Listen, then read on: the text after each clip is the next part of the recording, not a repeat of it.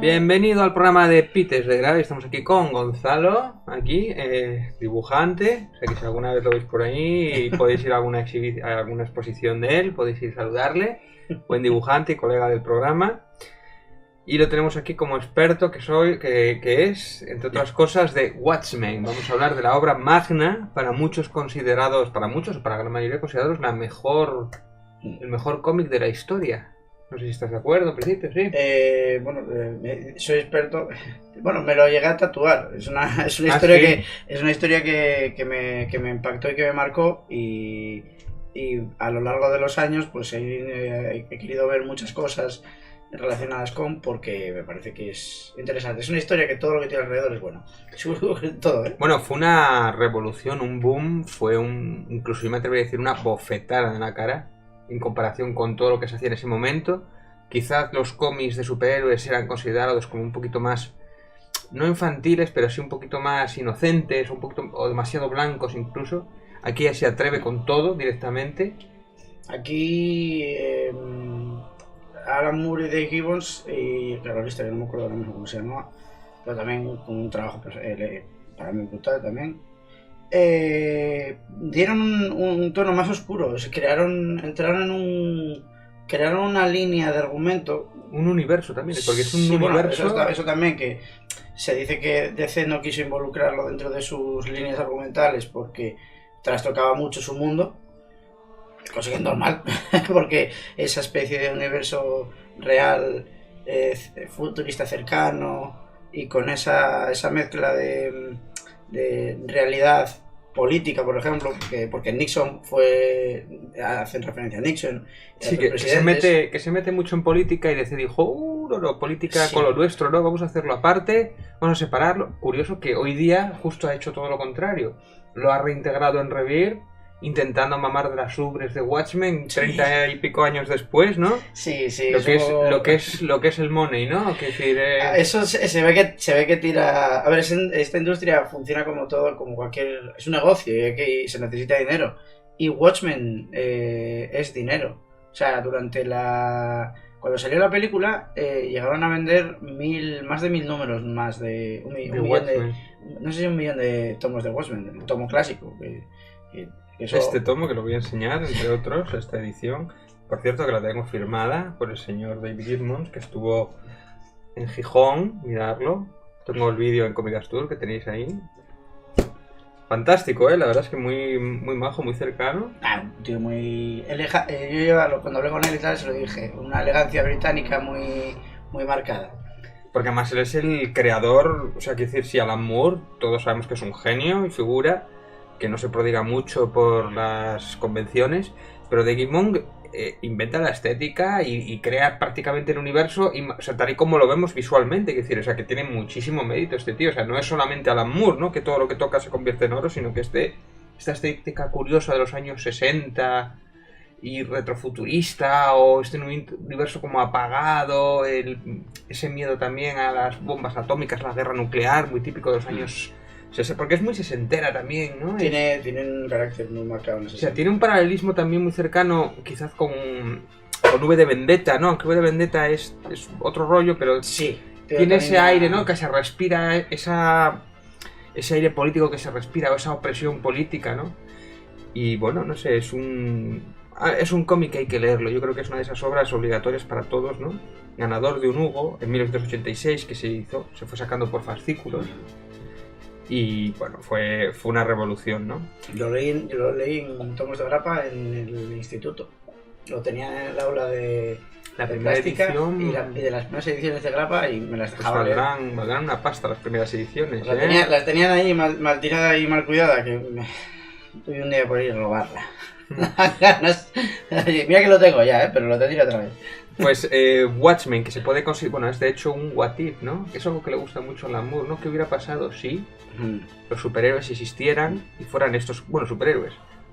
Realmente el único que tiene poder... Mira lo que hace con Superman también, ¿cómo era? Strongman, creo que es. El hombre del mañana, ¿era? El hombre de mañana. Sí, es algo de eso, ¿no? Bueno, el referente principal es el... Miracleman. Dice que tiene también, digamos que su nacimiento del personaje de Miracleman, todo ese superhombre, todo ese super ese poder absoluto prácticamente que nace de Miracle Man, otra obra magna de Alan Moore, lo vemos aquí en Doctor Manhattan, y que, no sé, ese personaje tan cercano a un dios, ¿no? Que después eso se extrapola también mucho a Superman. Me gusta mucho trabajar con esos personajes con tanto poder, y es curioso porque no todos los guionistas son capaces de trabajar con personajes tan poderosos bien. Es que eso es muy complicado en la realidad, tener que argumentar y construir una historia con un por ejemplo en Watchmen está el desnivel, somos todos vigilantes y bueno, y Manhattan aquí me salgo de encuadre, ¿sabes? Me salgo de encuadre de lo poderoso que es. Eso es algo que le pasa mucho a Superman, ¿no? Que es tan poderoso que es muy difícil de manejar para muchos guionistas, ¿no? Que incluso huyen un poco de él. Porque, ¿qué hago con este tío? ¿Qué hay que hacer para manejarlo este tío? Por eso, por ejemplo, mucha gente cuando habla de Superman y tal, para mí una de las cosas que más me gusta de Superman son las 4 estaciones. De lo de Fitting Sail. Me pareció una forma de cómo coges este personaje y lo haces. Es que lo hicieron humano. Lo hicieron humano, cosa que no es una alienígena en realidad. Tienes que bajarlo, claro. Para poder para empatizar con el personaje tienes que bajarlo. Sin embargo, aquí no, en absoluto. Lo que hace Alan Moore con Manhattan es alejarlo cada vez más.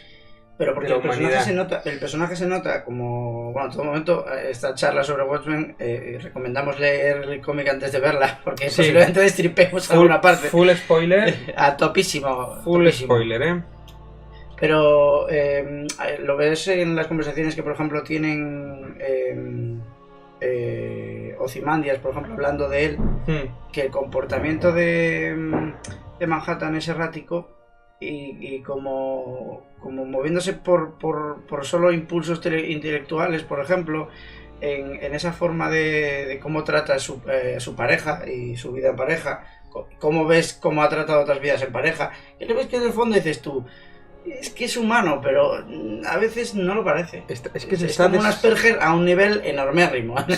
Sí, mira, es una buena apreciación. Sí. Es que se está, de hecho, deshumanizando, ¿no? Incluso está desempatizando de la humanidad, de la condición humana. Hay una frase que dice ella, Júpiter. Cuando dice Júpiter es, para ellos estamos dejando de ser realidad y nos ve como brumas, como sombras, ¿no? Y que ve a través de nosotros, ¿no? Sí. Y el hecho de que él... que es algo muy, nos parece acojonante, ¿no? El hecho de que él ve el pasado, el futuro y el presente para él es casi lo mismo. Es decir, él ya sabe que le va a dejar, y sin embargo le deja que le deje la novia, ¿no? Sabe muchas cosas que van a pasar, y sin embargo dice, no, yo no decido lo que va a ocurrir, simplemente ocurre, no soy dueño de mi destino. Sí. Y dices tú, hostia, es que eso no se entiende desde el punto de vista humano, ¿no? No, eso es muy curioso porque, por ejemplo, en el momento en el que después de Rorschach a verlos al centro Roswell, que es donde viven, le dice, bueno, irás a ver Bueno, ese es es que sitio donde viven, es que es muy curioso, porque eso, recordándolo ahora, no me acordaba. Donde vive el Doctor Manhattan al principio, con Júpiter, está patrocinado, ¿sabes por quién? Centro Militar de Investigación Rockefeller. Sí. Quiero decir, las tira el cabrón. No, hay mucha puntillita por ahí pequeña, muy fina. Incluso cosas cosas curiosas, por ejemplo, de Watchmen. A todo aquel que lo quiera volver a releer, fijaos en cómo tratan continuamente de bien la publicidad de las cosas. Por ejemplo, el elefante sí que va flotando por ahí, las propias marcas de cosas que tiene, porque por ejemplo Bendy, Pyramid Transnational, todo tiene logotipo y todo está por ahí colocado. Por ejemplo, en la mesa de Ozymandias ves un montón de cosas. Es una calidad del detalle del dibujo que a mí me parece sublime, porque a ver, dice muchas cosas. Cualquiera que dibuje te dice, es desbordante, llega un momento que te abotarga, quieres dibujar mucho. Claro, ¿cuánto de eso es obra de Alan Moore o es obra de Dave Gibbons? Ahí, ¿dónde está la frontera, no? ¿Dónde están las indicaciones? Detalle, por ejemplo, que descubrí en la charla de Dave Gibbons, la gota típica de sangre en el Smiley es de Alan Moore, pero curiosamente no es que dijera Alan Moore, tenemos que hacer esto porque es importantísimo. No, dijo, no, cuando caiga la chapa, ponle como una gota de sangre, como homenaje. Y como en sucesivos, como al ser de grapa, luego las portadas suele salir entre el reloj y el Smiley, vuelven a salir. Entonces, la gota en el smiley es como un homenaje, entre comillas, al comediante y se crea ese vínculo con esa chapa a lo largo de todo el cómic se de una forma... convierte en un símbolo. Pero sí, totalmente. Pero curiosamente nació como quien dice como un detalle que fue haciéndose más grande. Recordamos que en Rebirth, cuando empieza la unión de los dos universos, es precisamente lo que encuentra la chapa, ¿no? Y con eso dices, con eso dice mucho. Con eso ya te lo ha dicho todo. Ya. Que toda la gente de los frikis sí, el hype a tope, vaya, en ese momento. Bueno, podemos contar un poquito de qué va la historia de Watchmen, que es un what if que hubiera pasado si existieran estos superhéroes, en especial el Doctor Manhattan, que cambia la historia de la humanidad. En concreto, sobre todo, el mayor cisma es en el momento en el que Estados Unidos gana Vietnam y Nixon consigue un tercer mandato, ¿no? Que eso en principio no puede haber un tercer mandato americano, pero lo cambian. 8 años y te caes. Y el estado de gobierno, o sea, el gobierno americano... Si no hubiera entrado Trump, hubiera vuelto a ganar otra vez Obama, ¿eh? O sea, tenlo clarísimo. Si llegara a poder hacer 3 mandatos, le iban a dar una patada en el culo a Trump de la manera. Pero me refiero que en este caso, digamos que el Estados Unidos se vuelve aún más... un estado un poco más fascista, un estado más opresor, ¿no? Todo ese movimiento hippie se reprime bastante más precisamente por culpa de estos superhéroes que son utilizados por el gobierno hasta que ya no les son útiles y les obliga a desenmascararse, ¿no? Son un poco como que el gobierno los traiciona, el propio Nixon los traiciona. O los compra, porque muchas veces es como que los compra también, eso se lo echa en cara muchas veces Rorschach. Y es curioso también... No se dice comprar, pero en la realidad, como tú dices, es cuando en el momento en el que se convierte en un juguete roto, algo que en su momento tenía su validez y ahora es algo que estorba, ese concepto de ellos, para la obligación de tener que desenmascararse y no poder hacerlo, es otro momento que no piensas en el mundo de los superhéroes. O sea, tú no puedes coger, por ejemplo, ahora mismo el Capitán América y dice, bueno, pues yo tengo 55 años y voy pegando patadas en el culo a la gente de Hydra toda la vida y oye, me quiero comprar mi parcelita, quiero tener ahí un hórreo y quiero tener ahí mis cocinas y tal. No piensas en el momento de esa jubilación. En el cambio, por ejemplo, ves personajes como Júpiter, por ejemplo, sí se lo planteó. No se sabe muy bien todos los demás, porque todos los que vienen a los Million todos los que empezaron ahí como Justicia Encapuchada y tal, que es uno de los pocos que desapareció, no saben quién era, sí, y no saben dónde está. Que eso me pareció buenísimo. Digo, lo deja ahí, lo tira ahí, lo deja ahí y queda ahí como un detalle, pero ese tío no vuelve a aparecer nada más, solo lo tienes en esos flashbacks. Y Rorschach lo dice, desapareció y no se sabe nada más de él. Y como tenían máscara, no saben quién es. Pueden haberse cruzado por la calle millones de veces y no saber qué es. Eso... Puede haber sido juez del Tribunal Supremo, que se pone una con la cabeza, y ¿sabes a lo que prefiero? Que es buenísimo dejar esas cosas. No, tiene mucho... Perlas. Pero es que esa es una de las cosas que después... que quiero hablar... Podría hablar de ellos, el mundo expandido que hay después de Watchmen, que tira de muchos hilos, hay muchos hilos que tomar, porque además los personajes están tan definidos, tienen tanto universo, cada uno individualmente, que efectivamente cuando hacen Before Watchmen, cogen de esos hilos y los aprovechan muy bien, ¿no? Y sí que funcionan bien, sin ser... Algunos dicen, es un insulto a la obra original, no es Alan Moore, no sería canónico y tal, pero bueno, yo creo que sí que son ejercicios que están interesantes, tanto Before Watchmen como Doomsday Clock. Hombre, son por lo menos interesantes, no sé qué decir. A ver, no deja de ser explotar la gallina de los huevos 30 años después, y más cuando le habían prometido a Alan Moore que no le iban a tocar, porque se supone que es una obra cerrada.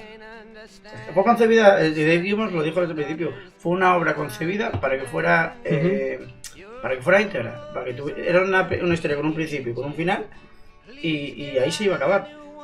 Era la intención desde el principio, no...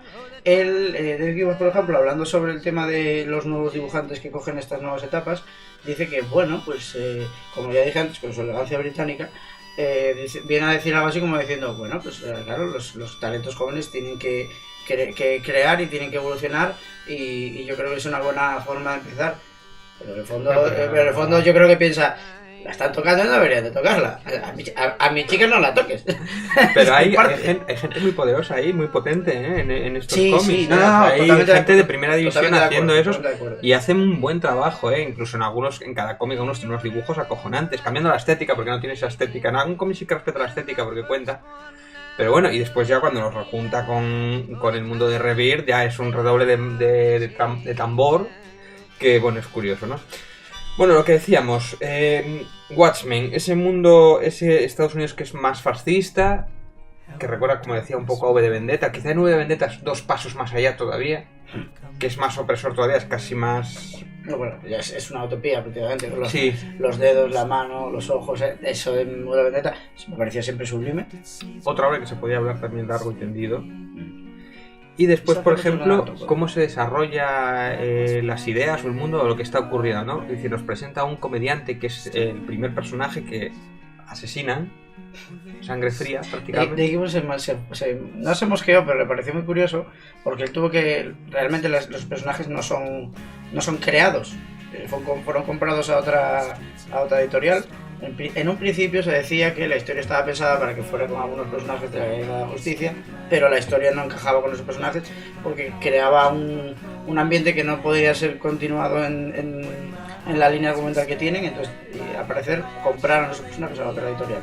Pero sí, de Gibbons tuvo que rehacer los personajes. Rediseñar, sí. Y claro, rediseñó, por ejemplo, los rediseñó todos y le molestó un poco, no molestarle, pero cuando empezó la historia. Me chocó, sí. Ya más a empezar, se había pagado una paliza para hacer al comediante y va y palma el primero y es como... en la primera página, ¿eh? O sea, no estamos hablando de muere el primero de los 12 tomos. En la primera página. Además es el leitmotiv que mueve, que inicia el cómic, o sea, siempre lo he dicho, que es como en... es que en ningún otro cómic de la época moría un superhéroe. Y aquí en la primera en la frente, ¡plas! Sí. Un protagonista, ¡plas! Eso es un poco lo que marca el tono de esta historia. El tono. Te marca por ahí. Y lo mismo, no tiene miedo al sexo. Bueno, Alan Moore nunca ha tenido miedo a mostrar sexo o a tener violencia justificada siempre, ¿no?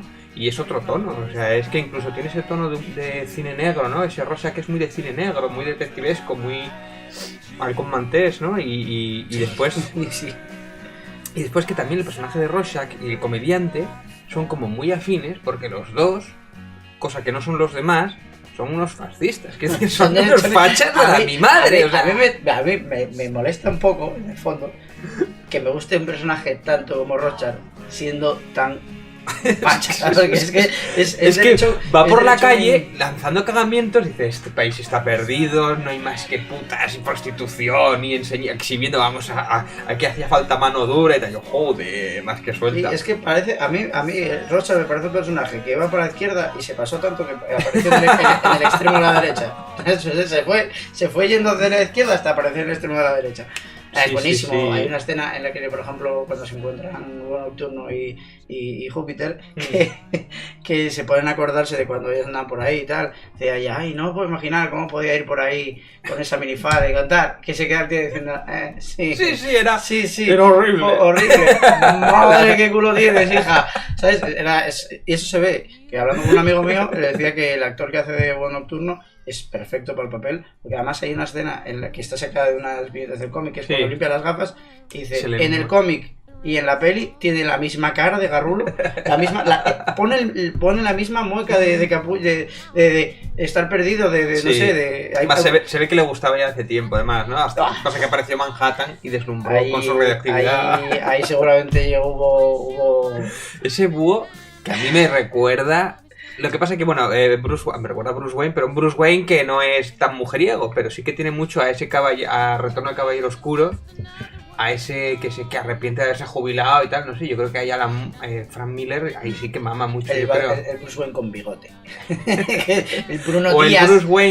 El Bruce Wayne un poco pagafantas también. A ver, bueno, es que podemos decir que es un Batman de hacendado, porque en realidad el pavo es igual que Batman, pero con un con bastante menos presupuesto. Es un Batman de hacendado, sí. Pero además es que es un personaje que tiene la magia de Vuelo Nocturno, ¿eh? Tiene la magia de ser ese tío que ves que tiene dinero, que en su momento atléticamente estaba muy bien, el tío tiene mucho coco porque al búho, que no me acuerdo cómo se llama ahora mismo. ¿A cuál? Al búho que tiene Arquímedes, que es sí. el aparato que vuela, lo creó él. comprando las piezas de fuera. Sí, por bueno, partes y tal. como lo hubiera hecho Bruce Wayne, sí. Sí, en parte, pero es que luego después el carácter de él, ves la persona, porque tú, por ejemplo, en Batman no es un ser humano, Batman no duerme, echa microsiestas de 30 segundos, no, esto está mirado en cómic y tal, el tío va del Batman y lo hace... Narcolepsia. Echa microsiestas de 30 segundos durante todo el día y va haciendo cada 2x3 que... Bueno, igual lleva ayuda. Yo creo que eso puede ser. No, a mí me encanta, que es como anuncios. Otra vez. Oye, pingüino, te voy a inflar. Abraham Simpson también lo hacía y no era... Bueno, a lo que me refería del búho nocturno es que se ve el carácter del ser humano ahí. Que hay un hombre debajo, con su cara de palurdo, con sus gestos de palurdo. Con su barriguita de 40 Buah, y es que tanto. esa me encanta. Esa escena del tío con barriga mirándole al traje como diciendo... No entro ahí. No entro. ¿Cómo hago esto? Watchmen es una historia que está tan bien contada, porque además la historia es buena, y en algunos aspectos la historia normal, contada de cualquier otra manera, sería muy predecible. O sea, sabrías quién es el culpable de lo que está pasando, pero todo es cómo está contado. Porque una de las cosas que la mayoría de gente no se da cuenta, hasta que lo vuelva a leer, es que Watchmen es cíclico. Sí. Watchmen tú lo estás leyendo por el diario de Rorschach, que al final acaba en las manos de un reportero de un periodicucho de segunda. Que tienes el libro, acaba en las manos de un tío y vuelve a contar la historia otra vez. Es cíclico. Eso, y sobre todo porque es Rorschach el conductor de la historia. Es Rorschach el que crea el argumento, todo. Me parece un detective muy bueno, que con sus dotes también de periodista y con su saber hablar y esas dotes de investigador privado, pero su actitud tan paranoica le hace crear la teoría del asesino de enmascarados. Ozymandias se utiliza como tapadera. Si te das cuenta, Rorschach empieza descubriendo quién es el comediante. Sí. Va a ver a los diferentes enmascarados para avisarles de que ha pasado eso. Y avisando de que es posible que haya un asesino. Igual hay alguien ahí matando a los enmascarados. enmascarados. Él desde el principio dice que hay un enmascarado que está matándonos. Él ya sospecha de uno de ellos. Yo creo que sí, que sospecha un poco de que es uno de ellos, que ningún otro podía haber matado al comediante. No, eso lo comentan los policías cuando lo ven, que los policías... Hay uno que parece que tiene un poco de sentido común, el otro, que está por ahí pululando, es tonto del culo. Es que hay uno que sí que parece que tiene un poco de aire y tal, es decir, a ver, este pavo era levantador de pesas y tenía 75 años. Sí. Y el cristal este es de doble cristalamiento, que es gordo de cojones. Este tío, si te enfrentas a él, tienes que pillarlo por sorpresísima, y lo que dicen, tienen que ser dos. O sea, estaban llegando a la teoría de los policías que tienen que ser dos para poder tumbar a este pavo. No sé, si lo hace un pavo solo, tiene que ser un pavo el doble de grande que él. ¿Sabes? Eso también es... Y hay otra cosa sobre Rorschach que se insinúa, que el tema el caso que tuvo de que estaba persiguiendo a un asesino de niñas, eso fue el que le volvió loco, ¿no? Es el click, el perro. Y bueno, lo de las manchas que se van moviendo, que eso funciona muy bien en la película, por ejemplo. Y relacionado con su locura, o con su... que él llega a la conclusión de que él no está loco, que es el resto del mundo que está loco. Esta ciudad está enferma y... El concuerdo soy yo. Esta ciudad está enferma y yo sé cómo curarla. O sea, hay unas cuantas frases de Rorschach que son... Es que es terrible. Son como diciendo, ¿cómo puedes molar tanto? Pero digo, a este tío, si coge el poder, madre mía, es un apocalipsis. No. A un tío como Rorschach le das el... Y después tiene ese rollo de que sea bajito y que lleve alza. Que lleva... Y que sea, bueno, pelirrojo, que sea un tío que le han pegado, que su infancia ha sido un infierno, que venga de su madre a prostituta, todo eso, un tío acomplejado, y se pone la máscara y es justo todo lo contrario, es un alter ego, ¿no? Es casi un vengador, casi, o sea, es un justiciero, ¿no? O sea... Me parece tan apasionante, ¿no? Y después que vaya con su pancarta por ahí, el final está cerca, no sé qué y tal, arrepentíos, ¿no? Que encima va apareciendo, tú no sabes que es él hasta después, cuando vuelves a leer el cómic, pero es que estaban todas vigilándolos, el hijo de puta. Es un detalle. O sea, estaba oculto a la vista de todos y nadie lo veía. Pero es que esa faceta de Rorschach de ser un vagabundo, un tirado, es fachada de él. Que luego después es verdad que come judías frías y posiblemente ese palo le parece cómodo. Pero es porque era un muerto de hambre el pobre, estaba siendo buscado y era un muerto de hambre el pobre. No tiene ingresos, o sea, no se ve en ningún momento que tenga... No se ve en ningún momento que tenga ingresos ni nada. Hay muchas cosas de las que no se hablan, algunas de las partes. Se insinúan, sí. No te dejan entrever algunas cosas que tienes que intuir. Joder. Y después también... que seguimos con lo de comediante, la parte de Vietnam que me parece brutal también, me parece salvaje, ¿no? Hemos ido allí a masacrar vietnamitas, incluso el Manhattan, que dices tú, bueno, este es uno de los buenos, vas por ahí, bla, machacando peña. Tú sí, tú no, tú sí, tú no. Es un poco la magia de ese momento. Y sí. Ahí ves, en esa escena, ves a un comediante de verdad. Porque el comediante a mí es un personaje que también me parece que tiene mucho fondo y hay mucho que hablar de él. Porque otra de las frases que le denomina es: el mundo es una broma, la vida es una broma y soy el único que lo entiende, ¿no? Lo entiende, que me río con ella y me río de ella. Y es un personaje que se le ve, otro también, totalmente a la derecha, que no le importa ir a matar niños, porque si le pagan dinero y le pagan dinero lo hace. Es que ahí está el dilema de la película, porque yo he hecho cosas horribles, pero esto que me está contando este tío, los Ozymandias, todo lo que está liando, me parece tan locura que ni siquiera yo soy capaz de asumirlo, ¿no? O sea, es como decir, qué terrible suceso está informado, ¿no? Este tío que lo que yo he hecho no es nada comparado con lo... O sea, es... No, bueno, tampoco es que sea es matar a mucha gente. Claro, pero ¿cómo se justifica? El plan es matar a muchísima gente. Y el plan en la historia del cómic, que difiere con la película, es que supuestamente el acontecimiento iba a ser una especie de alienígena. Tú lo piensas y dices tú, es tan jodidamente hilarante que no tiene sentido. O sea, crean genéticamente un ser abominable que claramente se ve que no es de este mundo, que está creado solo para que pueda vivir unos segundos hasta que explota con la bomba que tiene metida dentro. Y todo el mundo empieza a buscar un tercer enemigo que no existe y así el mundo se une. Claro. Como idea, como concepto, la idea está... la idea es una bobita de pinta. Tiene una buena intención, pero el plan es como una puta locura. O sea... Que ahí está la diferencia con la película, y la película es un poquito distinto y le echa la culpa directamente a Manhattan. Dave Gibbons dice que no, decía que estaba bastante... Yo, por ejemplo, como espectador entiendo que para el cine tenía que hacerse determinados cambios que se tenían que hacer. Hay cosas que están claras que tenían que hacerse porque el espectador no iba a entender lo del alienígena. O sea, un pulpo ahí en medio de creo que Nueva York o algo así, ahí en medio, pues no quedaba, no era serio. Que lo único que le da el tiempo es para bostezar un segundo y hacer boom y fuera. Es que la idea es esa y es que es hilarantísimo. Crearon vida para destruirla. Es que hay cosas que no... Pero es genial. O sea, el cambio en la película, al poner a Manhattan en como la picota, en el punto de mira, no cambia mucho del supuesto objetivo que tenía Manhattan, porque Manhattan le dice justo después en la película, y el discurso de Manhattan después es el mismo, es bueno, pues me voy a ir por ahí a otro planeta y a ver si encuentro, igual hago hasta algo de vida inteligente, no como aquí.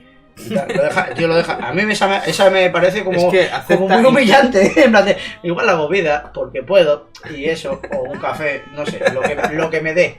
Igual, pero acepta su destino. Es decir, él es como. Porque ahí hay una historia. El señor Manhattan se supone que no sabe lo que va a pasar en un futuro por primera vez porque hay unas cosas ahí raras que supone que ellos piensan que es unas bombas atómicas. Eso, los taquiones. Los taquiones. Hay una... Las moléculas. ¿Y esto por qué puede ser? Porque puede haber una guerra nuclear con los rusos.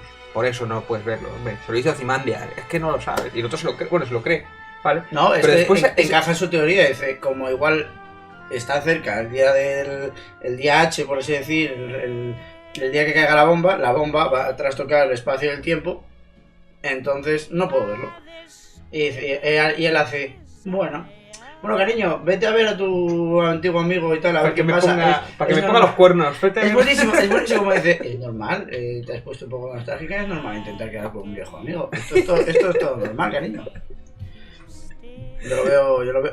Es que esa es. Que lo acepta con una naturalidad. Claro, yo creo que en esa pareja hay. Cuando tienes la certeza de que tu pareja adivina el futuro, no hay espacio a la improvisación, ya está. Sí, ¿Sabes? sí, Es sí. en plan de, oye, que sé que te vas a follar a otro, pero tira, no pasa nada. O sea, yo puedo ver el futuro, pero no puedo cambiarlo. Porque no me da la gana, y eso que puede, pero no quiere. Es como el momento cuando la cicatriz en la cara de comediante. Otra escena Cruda. Por cierto, que está muy suavizada en la película, que a mí me mosquea un poquito que la suavicen tanto. En esencia es lo mismo, pero está suavizada. No me gustó mucho en la película cómo está hecha esa escena. Más que nada la interpretación de él, ¿no? Porque tendría que estar con más dolor, más furia, ¿no? Es más dura en el cómic esa escena, ¿eh? Igual que la de la violación también está muy suavizada en la película. Y eso... No, pero las dos hostias que le pega contra la mesa se las pega, ¿eh? Sí, que yo creo que no sé cómo se hizo en la película, pero yo creo que ahí en plan hubo... Sí, llevarán lo hablamos, protecciones. pégame de verdad, ¿eh? No, suelen llevar blandito por debajo, o dobles, o se hacen de mil maneras, pero no... O las acelera la cámara. La cabeza contra la mesa. Y la cabeza en la mesa puede ser de corcho. Hay muchas maneras de hacerlas. Eso me recuerda a alguna otra serie. La de Big Lies, por ejemplo, tiene unas escenas muy similares, muy duras, de un tío contra Nicole Kidman, además, que está medio desnuda y le pega una paliza medio desnuda a ella. Y ahí sí que no sé cómo coño lo hicieron. Como decía antes, para volver otra vez hablar de Watchmen, si tenemos una supuesta escaleta que tenemos que seguir y estamos cagando para allá, tampoco bueno, el argumento de Watchmen es, sobre todo, como decía antes, lo interesante es cómo está contado. Al ser el punto de vista de Rorschach, y Rorschach es el que crea esa teoría del enmascarado, hace que el resto de la historia siga por ese camino. Pero si Rorschach no hubiera dicho nada, Ozymandias no se hubiera metido, no hubiera hecho el paripé del intento de asesinato, no hubiera ido a por Moloch. Bueno, hubiera sido más fácil que al final se sale con la suya, o casi. Bueno, estamos ahí, se sale al final con la suya.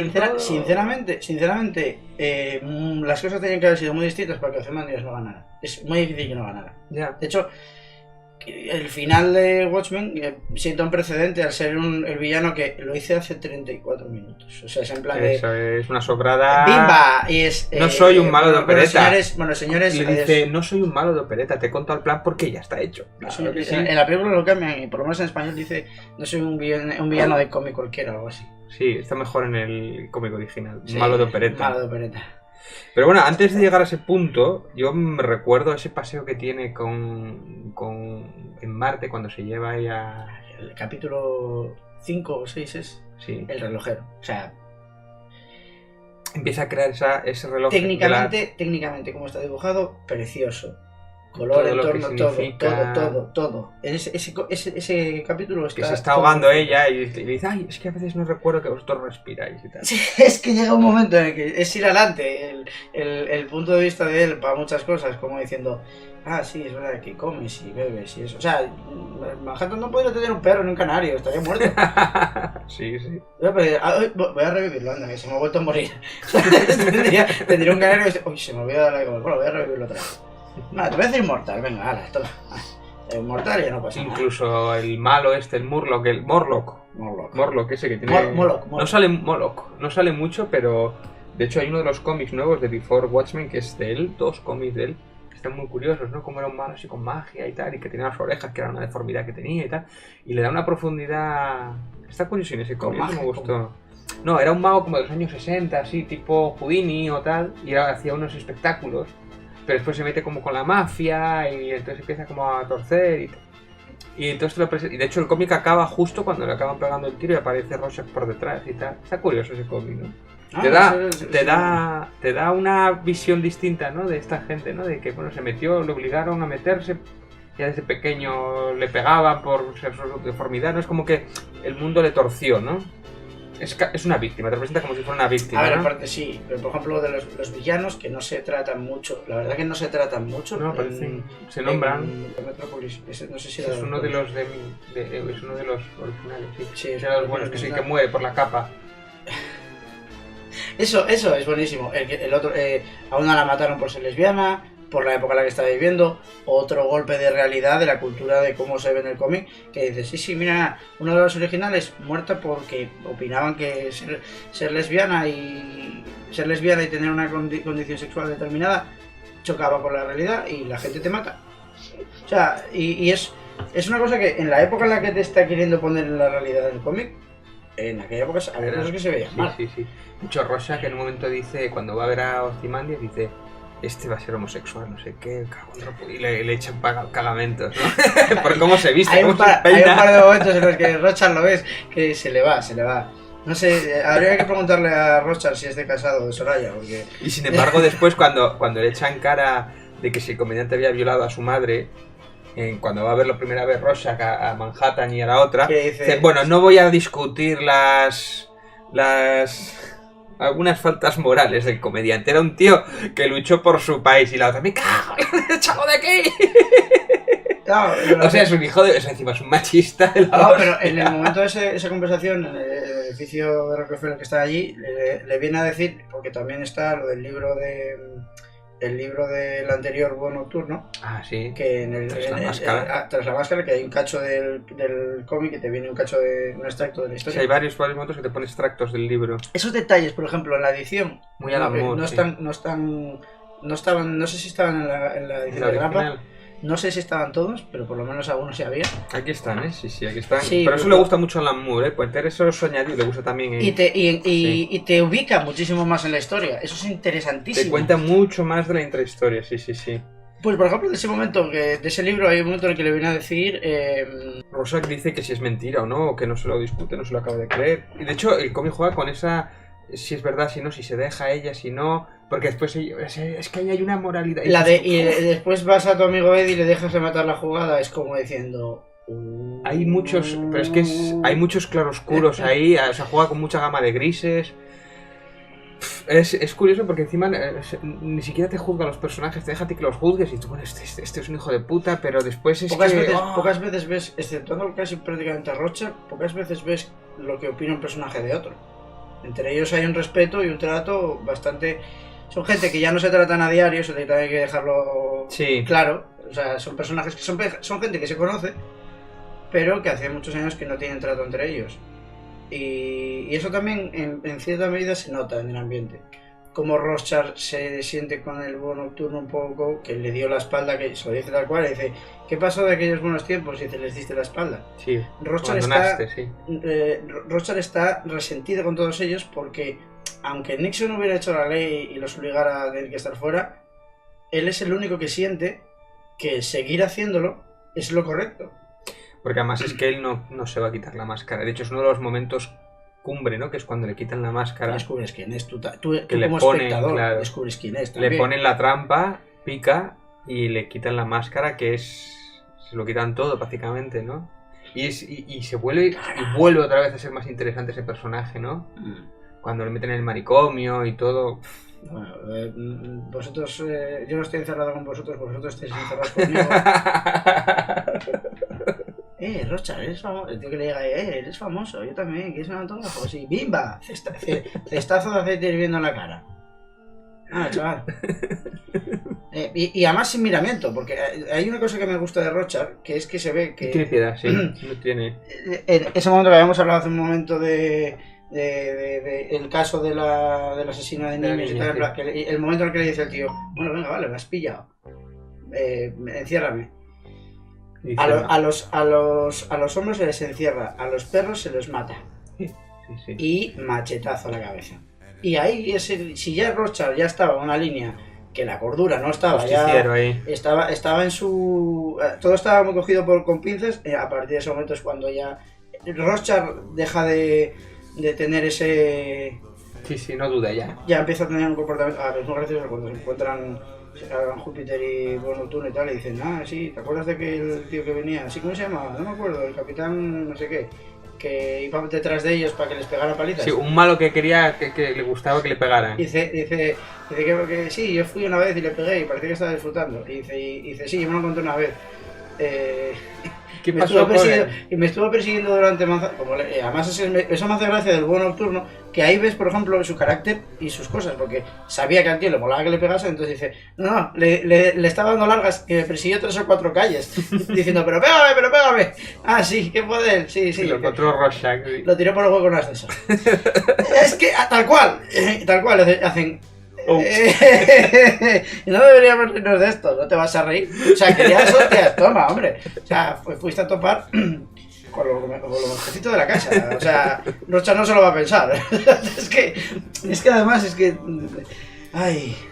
Y después, bueno, todos esos superhéroes viejos, los Minutemen, que tienen su propia historia. De hecho, hay los de Before Watchmen también, hay una serie de cómics, un par de ellos, que son ambientados en esa época. Y tienen también su estética curiosa, ¿no? Están curiosinos también. Encuentran cosas ahí de otros personajes que además prácticamente no habían salido casi... Que lo único que se sabe y lo único que sale de la escena de Watchmen prácticamente es algún flashback, que es esa escena de violación que habíamos visto, falsificada en la película. La reunión es muy importante en el cómic y en la película.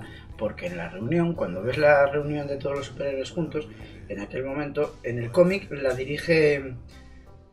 otro personaje que no me acuerdo cómo se llamaba, que se notaba que era un tío que se ponía un traje y quería hacer el guay, pero ya estaba. Rocha estaba allí como diciendo, bueno, no me gusta cómo se están haciendo las cosas, pero el objetivo es bueno. Y el que dirige la conversación es este tío, que no me acuerdo cómo se llama. Pero este es de los nuevos, me refería a la vieja. Yo me refería a la primera aquí. Ya, yo me refería a esa reunión. Con el de las alas, que tropieza con el de las alas, claro. Y me hace mucha gracia el de la capucha, ¿eh? Ese es el que te dije yo, que ese tío no se vuelve a saber nada de él. Sí. Justicia encapuchada, si no me equivoco. El de las alas también había muerto, este es el de la capa, Polilla, el hombre polilla que se acaba en un manicomio. Y el de la capa, que era que le habían matado porque se había colocado con la... Pues ese es el que, en el cómic es el que dirige la conversación y como tal, y en la película es Ozymandias. Ah, lo cambia, sí, para darle más protagonismo a Ozymandias. Ah, pues es verdad, no me acordaba de eso, sí, es verdad. Sí, y aquí lo gracioso es que en toda esta parte, si te fijas, este personaje, que no sé cómo se llama ahora mismo, ese concreto, que es el que dirige la charla, se le ve en todo momento su tono, su forma de hablar y todo. Es un fracasado con una máscara. Y que quiere, sí, yo tengo muy buena fe, muy buenas intenciones, pero es que se da cuenta, o sea, te das cuenta tú como espectador de que es un parguelas.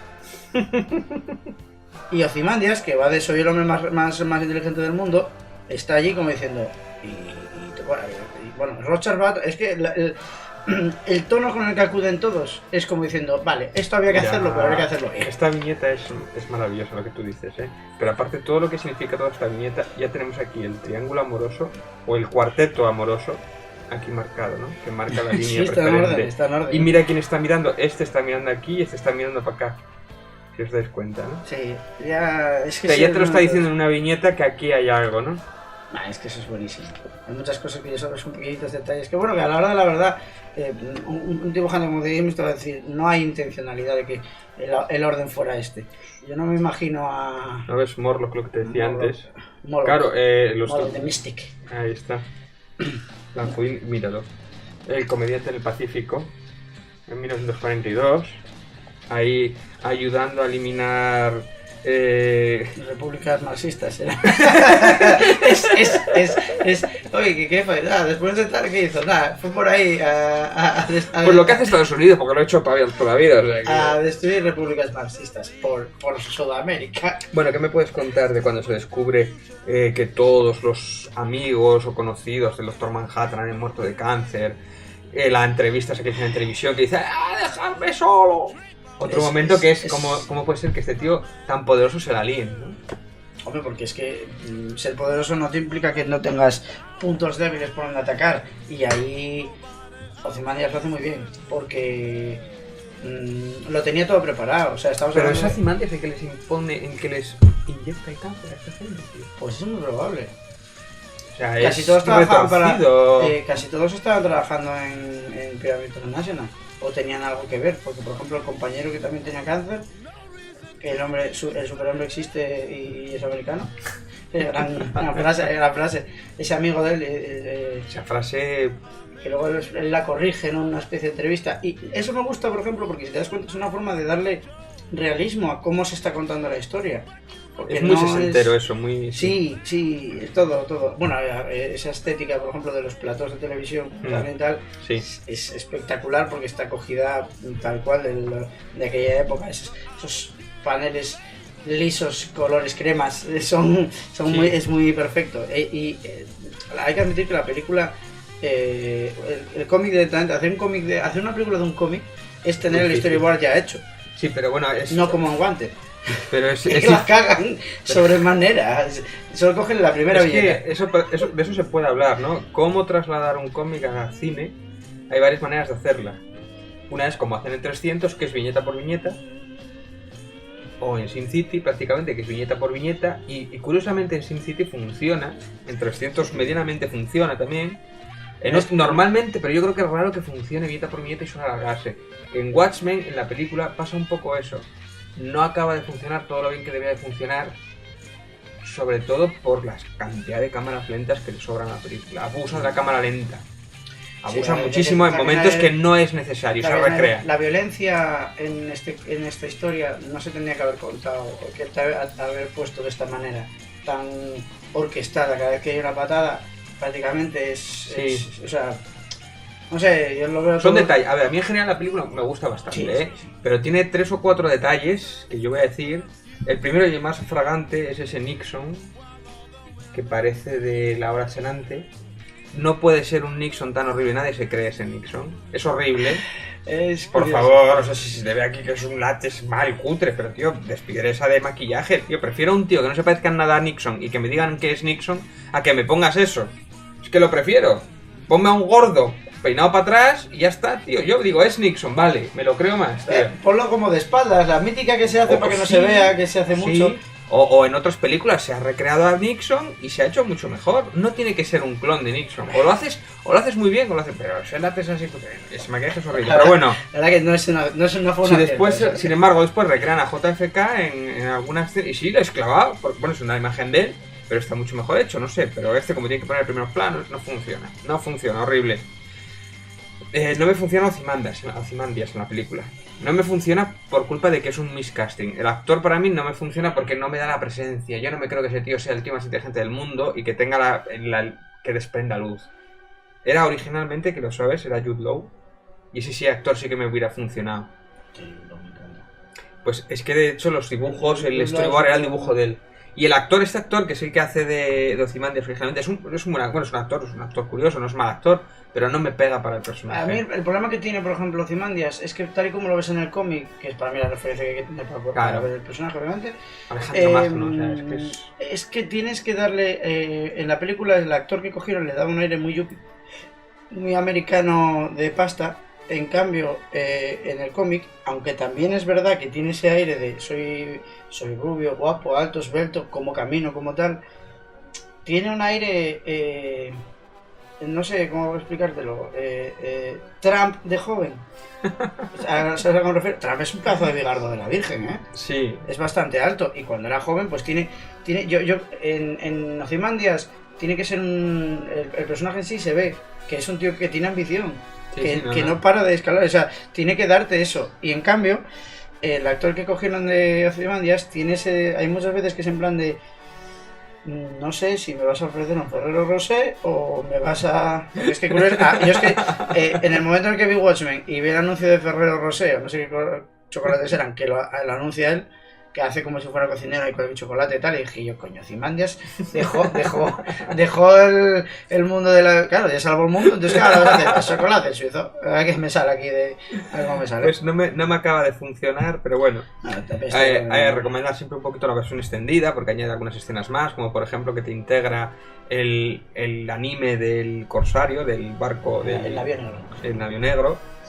Y como decía, la banda sonora está bastante bien, porque la banda sonora adormece bastante. Yo a veces, si tú tienes falta de sueño un poco, te pones la película, sobre todo la primera media hora o primera hora de la película es un poco, si ya la has visto y tal, pero bueno, ahora eso sí. Cuando me leí el cómic para esto, claro, está ahí y tal, y yo qué hago y tal, y me puse Jimi Hendrix de fondo, puse una lista de reproducción de Jimi Hendrix y me puse a leer Watchmen. ¿Qué pega con Watchmen? Jimi Hendrix. Pues mira, es buena idea. Yo lo hice y a mí me funcionó bastante bien Bueno, no voy a reproducir como leo con música, pero os hacéis una idea. No Pero creo bueno, que- para mí una de las cosas que más me gustan, y eso sí que es cine en estado puro, que son los créditos. Los créditos de la película, que para mí es casi lo mejor de toda la película prácticamente, y son preciosos, ¿no? Que después lo intentó replicar en la Liga de la Justicia y no lo hace tan bien. En la Liga de la Justicia hace poco.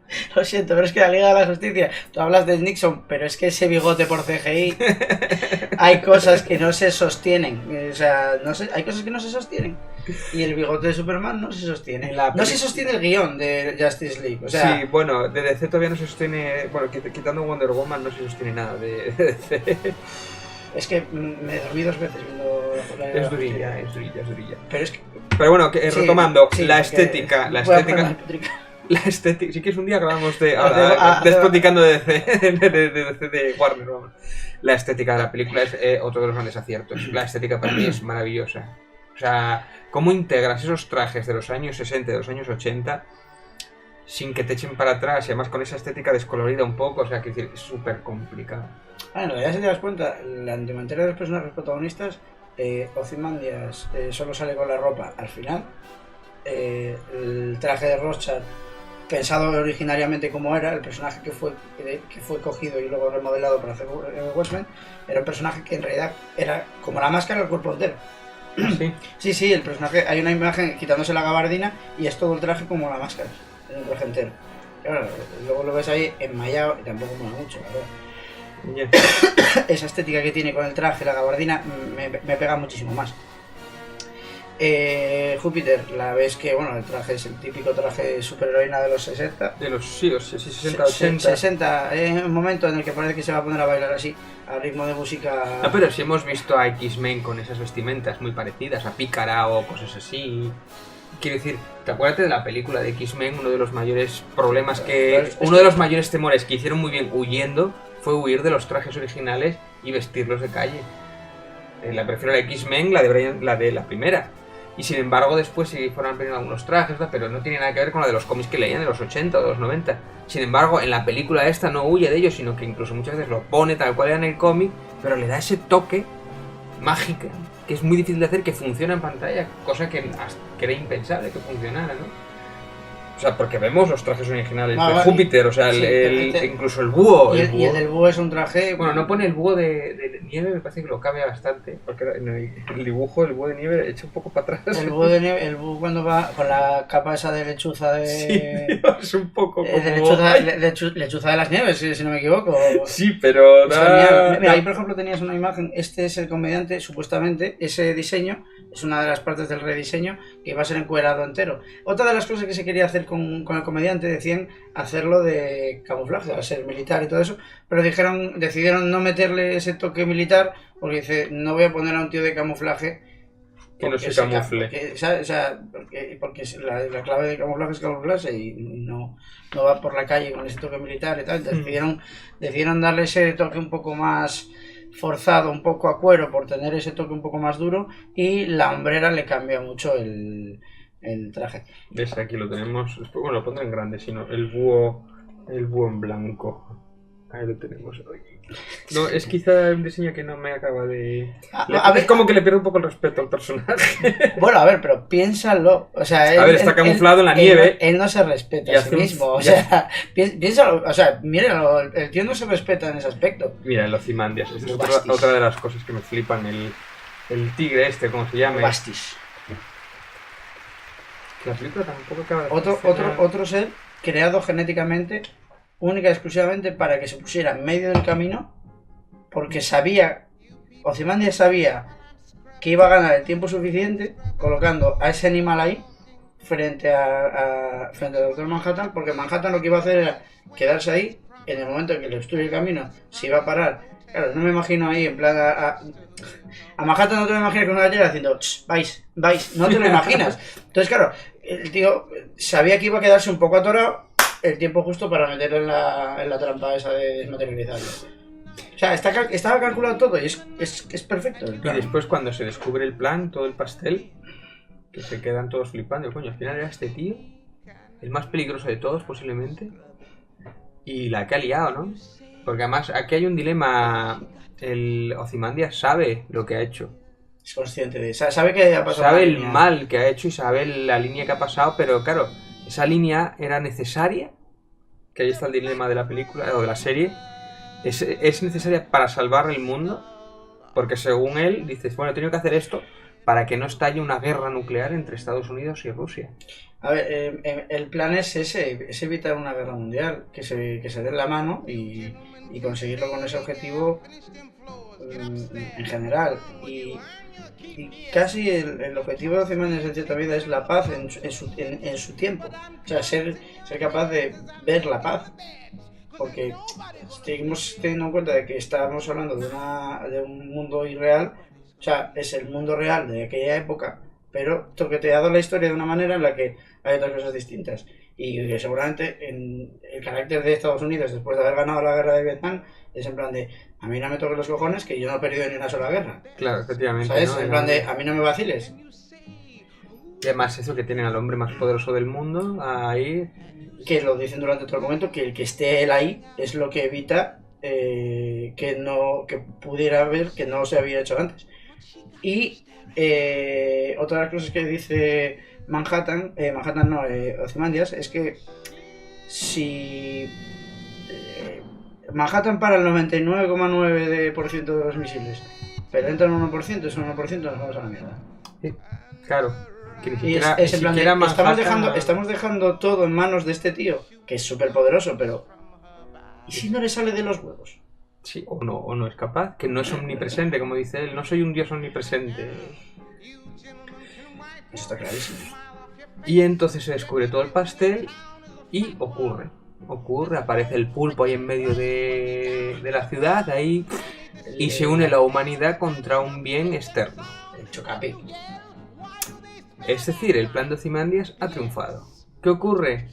Que esto es el redoble de todo el cómic que te deja ya patidifuso. Que es curioso que los personajes que eran más de derechas o más fascistas están en contra de este plan. Sin embargo, por ejemplo, los otros que son o de otras opiniones, no tienen por qué ser de izquierdas o tal, es como que, bueno, ha ocurrido, vamos a dejarlo. Esa es, por ejemplo, la idea de un nocturno. O sea, frente que tienes a... Incluso Manhattan. Ozymandias es el que lo hace. Manhattan llega al momento y dice... se ve casi prácticamente como se para, lo piensa y dice... Tiene sentido. Es más, Manhattan mata a Rorschach para que no se sepa. Para que no se sepa, pero por eso, porque Manhattan se para y piensa, tiene sentido, tiene lógica, adelante. Búho Nocturno se queda un poco más en plan de, bueno, tiene yo me sentido. llevo a la chica, me da un poco igual también, ¿no?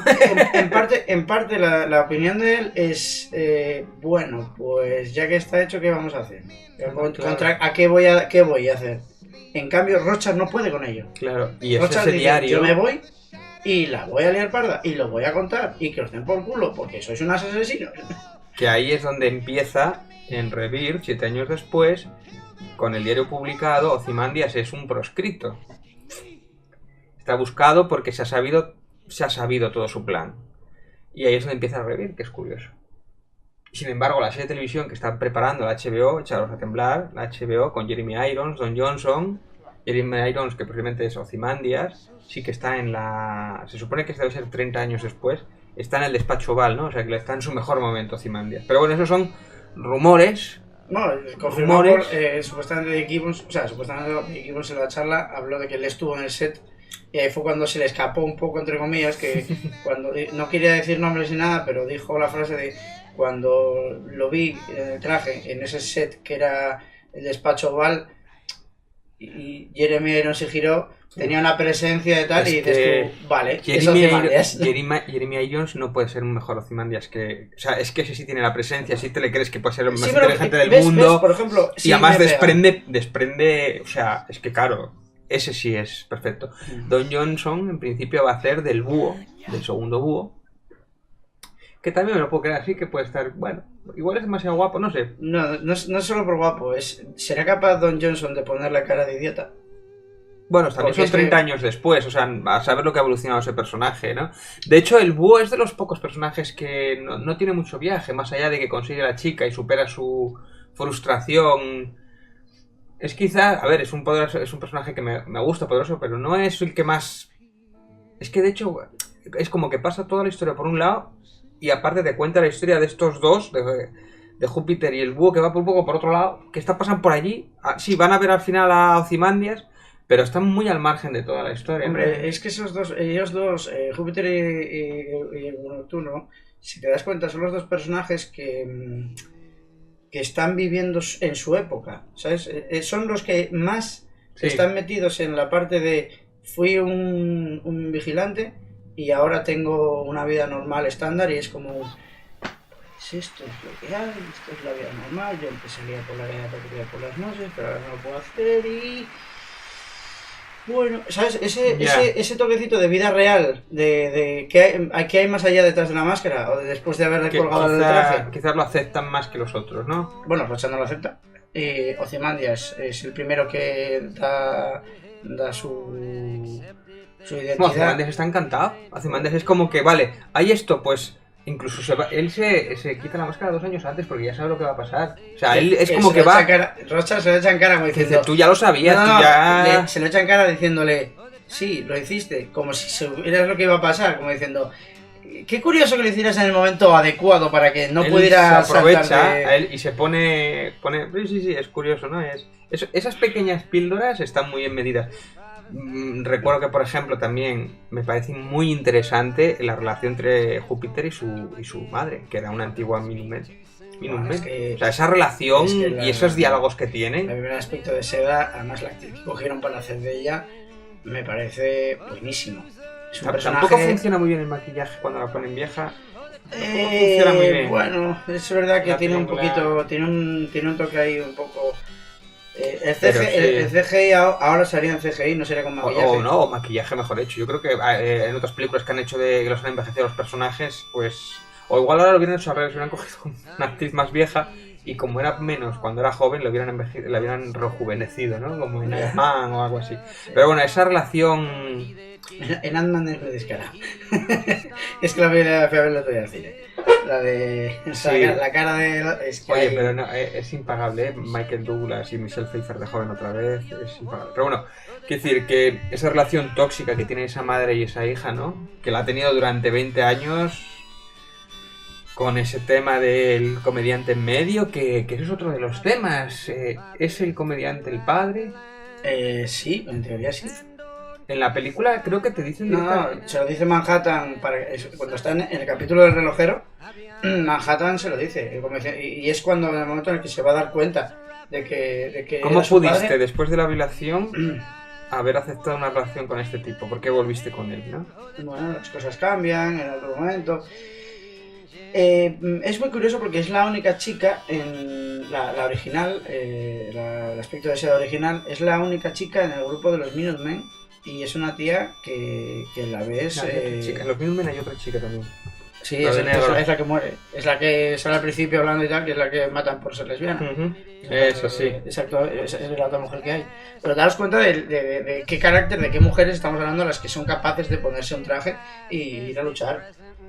Una mujer, un personaje de quien no se habla mucho porque no hay tiempo de evolución, pero se ve que tiene unas convicciones propias, una orientación sexual distinta y aún así se quiere poner un traje y salir a patrullar por la calle. O sea, bueno, aún así no, me refiero a que pues un poco como, ¿es lesbiana y quiere pelear? No, pero a lo que me refiero es que son muchos de los personajes son muy acordes con sus momentos. Y por ejemplo ella, Júpiter, la primera especie de Seda, me parece un personaje muy correcto, muy bien llevado, muy bien tratado. Muy de su época también, porque está anclado en su época. Eso también es algo curioso, ¿no? Cuando saca esa revistita porno de ella y a ella le gusta la halaga y dice la hija, pero eso es asqueroso.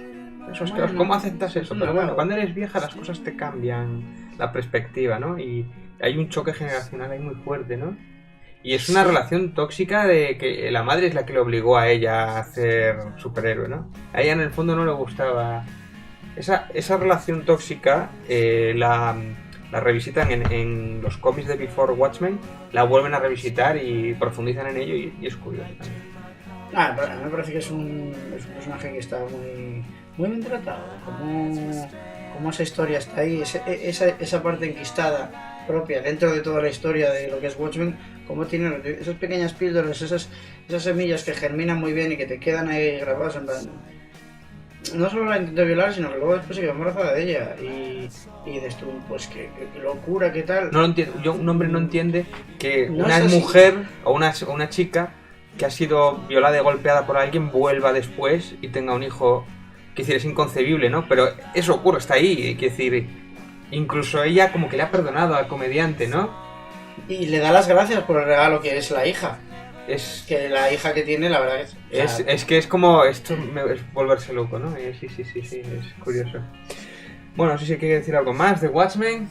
Yo, como dije antes, la pillé muy de pequeño, me pilló con 12 años. Te marcó, ¿no? Te marcó. A mí me marcó muchísimo porque no había sido consciente nunca de ver ese cáliz de esa oscuridad en el cómic. Sí, conocí algo de los cómics de Loeb, esa etapa de Batman, cuando empieza a topar con los locos. Sí. Por ejemplo, esa parte en la que deja de luchar contra los mafiosos, empieza a aparecer personajes como el Joker, cuando la productora de Arkham cuando la manivela de Arkham empieza a sacar locos de allí de una manera que es como... Cuando deja de ser más detective para ser otra cosa, ¿no? Bueno, los buenos guionistas siguen manteniendo la etapa de la parte de detective, ¿no? Sí, eso es curioso que en cine nunca no se ve nada. No se ve casi, se ve que tiene cachivaches y cosas, pero no se trata tanto en las películas esa parte de detective, debería tratarse. O sea, había una perspectiva de Batman más el Batman del principio de año 1, que es llevo mi cinturón con bolsitos y mis gachetos, y que llevo 4 pijadas y carretera. Bueno, Watchmen, que te marcó Watchmen. Me pareció una historia tan bien contada, tan ordenada, tan distinta a lo que hay, a lo que había, lo que en aquel momento podías estar acostumbrado.